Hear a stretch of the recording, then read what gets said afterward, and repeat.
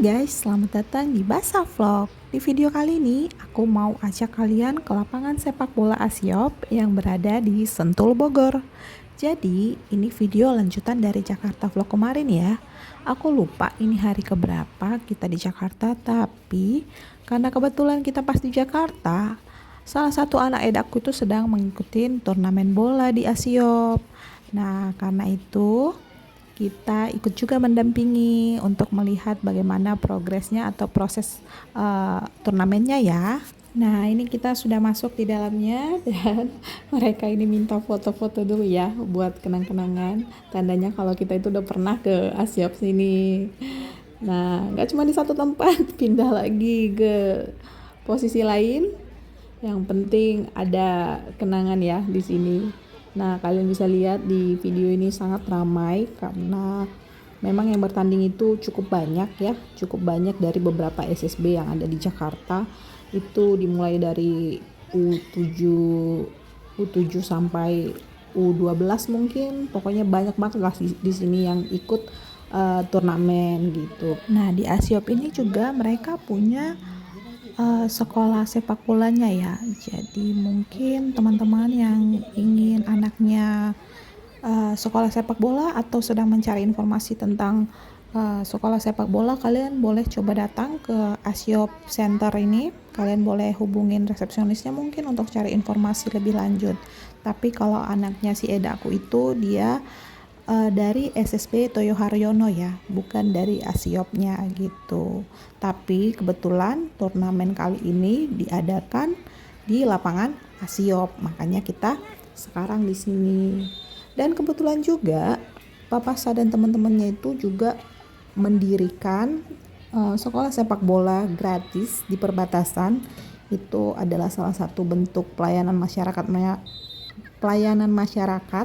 Jadi memang tidak dipungut biaya sama sekali. Karena itu kita pas di Jakarta kemarin itu papa saya itu sangat semangat gitu ya, mau ikut lihat bagaimana turnamennya, bagaimana pertandingannya di Asiop kemarin itu untuk jadi evaluasi buat dia meningkatkan lagi sekolah sepak bola yang sudah mereka dirikan di perbatasan ini. Nah, teman-teman, sekedar informasi aja nih, seperti yang sudah terlihat di video tadi, ada beberapa banner besar. Itu semua adalah lulusan Asiop yang dipanggil atau ikut bermain di Timnas Indonesia ya. Karena gambarnya tidak terlalu jelas, kalian boleh searching aja di Google siapa-siapa aja lulusan Asiop yang ikut dipanggil atau ikut bermain di Timnas Indonesia, oke? Nah, ini sudah waktunya mereka untuk bertanding dan permainan sudah dimulai. Kalau lihat ini lucu ya, anak-anak itu pada semangat gitu ya untuk pertandingan ini, gimana biar mereka bisa menang. Tapi goals akhirnya sebenarnya bukan itu ya, gimana mereka bisa menyelesaikan permainan dengan baik, bisa menerapkan apa yang mereka pelajarin di selama latihan ini gitu. Nggak harus sih menang, tapi mereka bisa punya rasa percaya diri, bisa membangun kerjasama antar tim gitu untuk menciptakan gol yang bagus tentunya ya. Karena konsep awal untuk memasukkan anak sekolah sepak bola itu bukan berarti harus menjadi atlet. Kalaupun berhasil jadi atlet juga itu tidak apa-apa, karena atlet sekarang sudah sangat bagus ya, bisa menghasilkan juga. Nah, tapi konsep awal kita memasukkan anak ke sekolah sepak bola itu adalah tujuannya untuk meningkatkan rasa percaya dirinya dalam berteman di lingkungan sekolah maupun di lingkungan rumah gitu ya. Jadi seperti sekarang ini anak edakku sudah mulai masuk sekolah sepak bola itu umur 7 tahun dan sekarang mereka sudah kelas 5 dan kelas 4 ya. Kebetulan anak edakku ada 2 laki-laki dan itu dua-duanya masuk sekolah sepak bola gitu. Nah, setelah sekian lama mereka rutin latihan, ikut turnamen-turnamen, yang kami lihat sih progresnya untuk mereka itu baik ya. Karena selain meningkatkan kepercayaan dirinya, mereka juga sekarang sering diikutkan untuk pertandingan bola di sekolah, misalnya antar sekolah, antar kecamatan gitu ya. Jadi setiap ada pertandingan atau turnamen di sekolahnya, mereka ikut masuk seleksi atau dipilih untuk ikut diseleksi gitu, dan itu puji syukurnya selalu menang, selalu terpilih gitu, maksudnya selalu terpilih untuk masuk ke dalam tim bolanya gitu. Jadi itu dia tadi beberapa manfaat yang bisa kita dapat kalau kita memasukkan anak-anak kita itu mengikuti beberapa ekskul lah ya namanya, atau sekolah di luar dari sekolah formal maksud aku ya. Nah, semoga apa yang aku ceritakan tadi itu bisa jadi bermanfaat buat ibu-ibu yang lagi bingung mau pilih pengembangan diri apalagi untuk anaknya. Masukin ke sekolah sepak bola ini bisa jadi salah satu pilihan ya buat ibu-ibu yang punya anak laki-laki. Kalau untuk perempuan, aku lihat ada sih beberapa tapi nggak banyak. Yang lebih utama sekarang kayaknya di sepak bola itu laki-laki ya. Walaupun ada sekolah sepak bola yang menerima anak perempuan. Nah, tapi kalau untuk itu nggak semua sekolah sepak bola menerima. Kalian harus cari informasinya lebih lagi gitu ya. Karena nggak cuma laki-laki nih yang semangat mau main sepak bola, anak perempuan juga sekarang udah banyak loh yang antusias atau punya bakat untuk main sepak bola gitu. Jadi kalau misalnya anak perempuannya juga ingin main sepak bola, ibu-ibu boleh cari nih SSB mana yang terima anak perempuan untuk latihan sepak bola. Seperti yang di awal aku bilang, untuk sekolah sepak bola itu tidak harus jadi atlet profesional, tapi kalaupun iya, itu adalah bonus ya. Karena konsep awal kita sebagai orang tua memasukkan anak-anak kita ke sekolah di luar dari sekolah formal itu adalah untuk meningkatkan rasa percaya dirinya yang pertama, dan bisa juga untuk mengasah skill alami yang mungkin sudah dia punya. Jadi itu bisa nilai tambah untuk dia di sekolah, di masyarakat, maupun di tempat kerjanya nanti. Kalau kita punya satu bakat yang memang kita dalamin, itu bisa meningkatkan rasa percaya diri kita. Kapanpun dibutuhkan kita bisa tampil gitu loh. Jadi itu tujuannya ya bunda-bunda.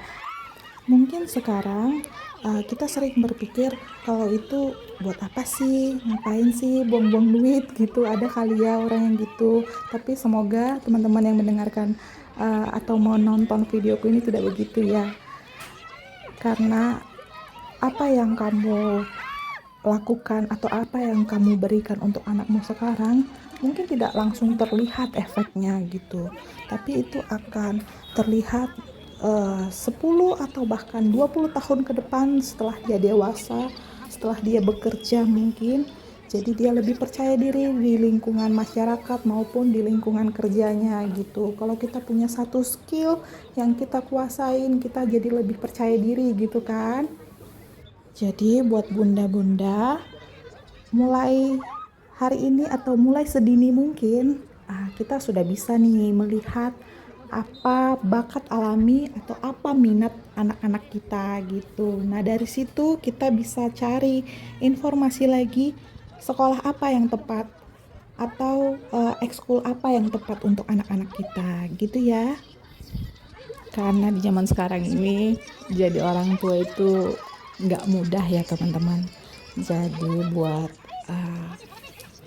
kita nih para orang tua semangat lagi untuk belajar hal-hal baru, karena memang untuk menjadi orang tua itu nggak ada pembelajarannya ya teman-teman, nggak ada lesnya, nggak ada kursusnya. Jadi kita memang benar-benar otodidak, terjun langsung, dan mungkin bisa juga belajar dari pengalaman orang tua kita gitu ya.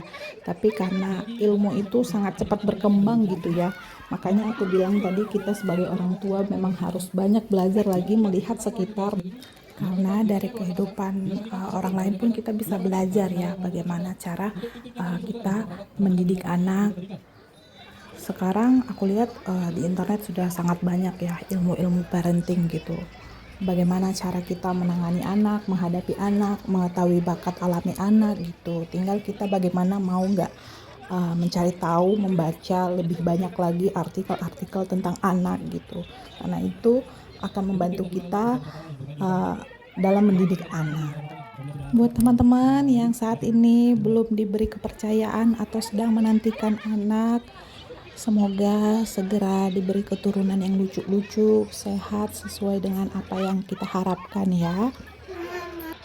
Meskipun belum punya anak, sedini mungkin kita juga bisa mempersiapkan diri supaya kelak pada saat kita punya anak, kita bisa menerapkan apa aja ilmu yang sudah kita pelajari sebelum kita punya anak gitu ya. Karena aku juga gitu ya teman-teman, aku itu punya anak itu juga lama ya, hampir 2,5 tahun aku baru diberi kepercayaan gitu. Jadi aku tahu sekali bagaimana rasanya menunggu gitu ya.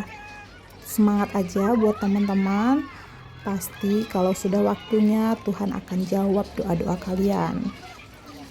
Semangat terus ya buat ibu-ibu pejuang garis 2, karena aku juga sedang menantikan untuk anak keduaku ini belum ada tanda-tanda gitu ya. Semoga juga segera diberi kepercayaan lagi untuk adiknya Basaulina, karena dia udah udah mau sekarang punya adik ya. Kalau dulu ditanya itu mau punya adik nggak, jawabnya pasti enggak. Tapi kalau sekarang ditanya mau punya adik nggak, mau mama, mintanya langsung 2 lagi gitu ya. Oke, semangat terus buat kita para ibu-ibu.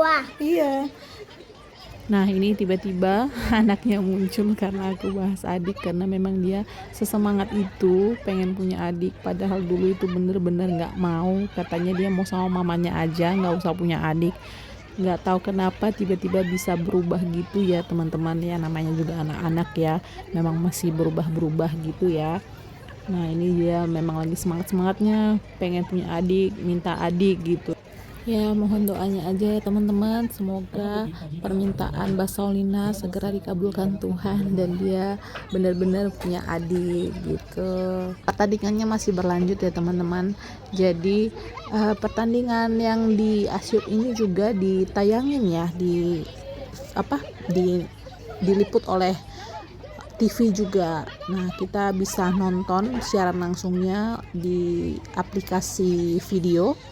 Buat teman-teman yang mungkin penasaran dengan pertandingan bola anak-anak, kalian boleh cek-cek di sana juga ya. Dan tadi juga aku bahas-bahas tentang parenting atau cara mendidik anak itu. Sebenarnya aku bukan expert di bagiannya ya teman-teman. Aku hanya melihat atau membaca apa yang sering lewat di beranda sosial media aku. Makanya aku share ke teman-teman. Semoga kita kedepannya semakin semangat lagi untuk belajar hal-hal barunya, agar kita bisa jadi ibu-ibu yang bahagia. Karena kalau ibunya sudah bahagia, pasti seisi rumah juga akan bahagia. Amin. Dan tanpa terasa ini sudah di menit-menit terakhir pertandingan. Itu tadi pertandingan bola atau turnamen bola yang kita ikutin atau kita tonton hari ini, dan hasilnya berakhir 1-0 ya teman-teman. Lawannya itu 1 dan timnya anak edaku itu 0, tidak berhasil gol. Tapi tidak apa-apa, mereka bisa belajar dari kegagalan itu, karena tidak semua kegagalan itu buruk. Dari kegagalan juga kita bisa belajar manajemen emosi, yaitu rasa kecewa. Kalau rasa kecewa itu sudah pasti ya, kalau kita ikut satu pertandingan dan itu tidak memuaskan hasilnya, pasti ada rasa kecewa gitu. Nah dari situ kita juga bisa belajar bagaimana menjadikan rasa kecewa itu menjadi motivasi untuk turnamen-turnamen berikutnya atau kompetisi-kompetisi berikutnya gitu. Hal-hal seperti itu yang perlu kita ajarkan untuk anak-anak kita pada saat gagal mungkin dalam perlombaannya, pertandingannya ataupun turnamennya gitu ya. Nah ini dilanjut aja videonya sore hari setelah tadi kita nonton pertandingan bola Siabang. Sore harinya kita ke playground gitu ya, main-main, karena mereka mintanya udah dari kemarin sih pengen ke playground gitu. Nah baru sore ini kita penuhi karena kebetulan waktunya memang pas weekend gitu ya, mereka tidak sekolah gitu. Nah, bisa terlihat mereka sangat senang ya, sangat menikmati sekali permainan ini. Siapa sih anak-anak yang gak suka main di sini ya kan? Mama, ada mainan kakak koi, ada abang Ciko dan Kecap. Iya. Nah, ini Mbak Solina juga ikut ngisi suara ya teman-teman. Ada temannya. Iya, ada temannya sayang. Iya. Nah, setelah dari sini kita pergi makan malam ke Taman Mini. Di sana ada tempat makan namanya Rumah Makan Karimata Taman Mini. Nah, di tempat ini sangat terkenal menu patin bambunya ya teman-teman. Jadi patin itu dimasak di dalam bambu dan dipanggang gitu ya. Dan itu memang rasanya sangat-sangat enak. Jadi kalau kita ke Jakarta pasti sempatin ke tempat ini. Tapi sayangnya pada saat kita ke sini tuh kayak kelamaan gitu loh. Udah jam 9 baru nyampe sini. Padahal mereka udah mau closing gitu dan patin bambunya juga sudah habis. Ya udah nggak apa-apa. Jadi kita makan yang ada aja. Yang penting perut kenyang. Nah setelah itu kita langsung pulang aja karena memang sudah malam. Anak-anak juga sudah lelah. Dan ini adalah perjalanan kita pulang. Oke, mungkin sekian dulu vlog hari ini, cerita hari ini. Semoga ada manfaatnya. Mohon maaf jika ada kata-kata yang salah atau kurang tepat dalam pengucapan ataupun kurang pas artikulasinya.